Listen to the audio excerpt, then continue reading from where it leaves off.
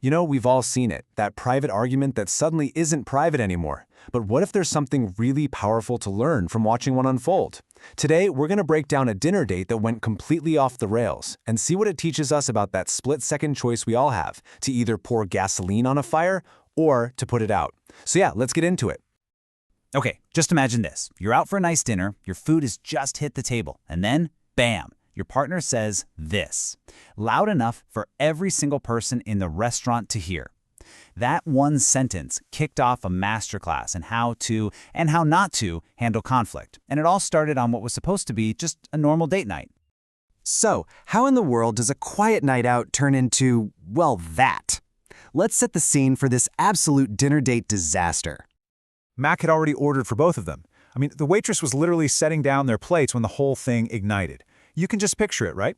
Both Mac and the poor waitress were just completely blindsided, caught right in the middle of an accusation that just shattered the peace of the entire restaurant. A reaction that intense, it doesn't just come out of nowhere. To really get why Nikki chose to do this right then and there, in public, we need to hit rewind.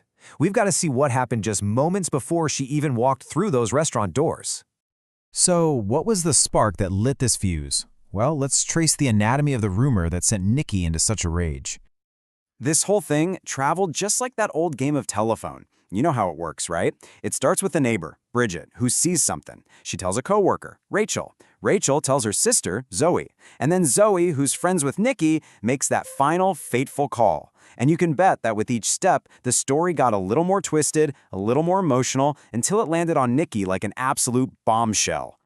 So, armed with this, fourth-hand information, Nikki didn't even pause to think.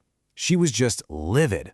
She didn't drive to the restaurant, she rushed. She didn't walk to the table, the story says she power walked. Just blew right past Mac's smile. She wasn't there to talk, she was there for a fight. And this is where we get to the real heart of the story. You've got two people facing the exact same crisis, but they choose two completely different paths. One person fanned the flames, and the other one tried desperately to put out the fire. This is where we see crisis response in real time. Just look at the difference here. It is stark. Nikki goes for immediate public confrontation, raising her voice, insulting him, demanding answers right there. Mac's whole approach was about containment, staying calm, getting the food to go, and trying to move the whole thing out of the public eye. Let's dig into Nikki's side of it for a sec.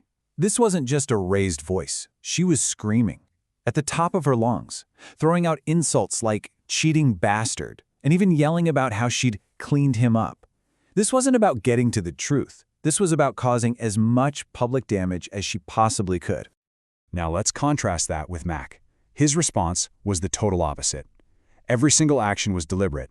It was calm. He gets the waitress, asks for the check into go boxes, he pays, no yelling, no arguing back, just a quiet, methodical exit from a situation that was completely out of control.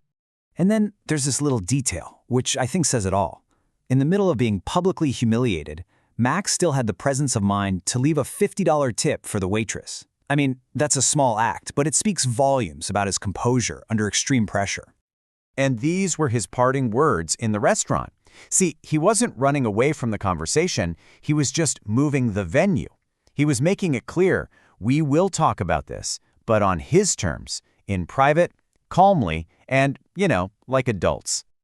So you might be wondering, why didn't Mac fight back? Why didn't he defend himself? It would be so easy to look at his silence and see it as weakness, but it was actually something way, way more strategic. It's about finding strength in silence. See, his silence wasn't the absence of a response, it was his response. It was an active choice, one that was rooted not in fear, but in maturity and thinking about the bigger picture. What Mac showed here is a textbook example of something called emotional restraint. It's all about that critical pause, that tiny space between feeling an impulse and acting on it.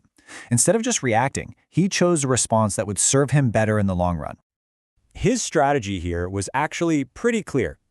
He knew that a public screaming match is a bell you just can't unring. He chose maturity over a quick comeback because he was playing the long game. He was prioritizing an actual resolution later over a cheap short-term win in that moment. And really, that's the bottom line, isn't it? Nikki wanted to win the argument, right then, right there at any cost. Mac, on the other hand, wanted to preserve the relationship. He understood that winning a single fight is not the same as winning in the long run. So, I'll just leave you with this question to think about. Have you ever been in a situation where you had to choose between proving you were right and just choosing peace?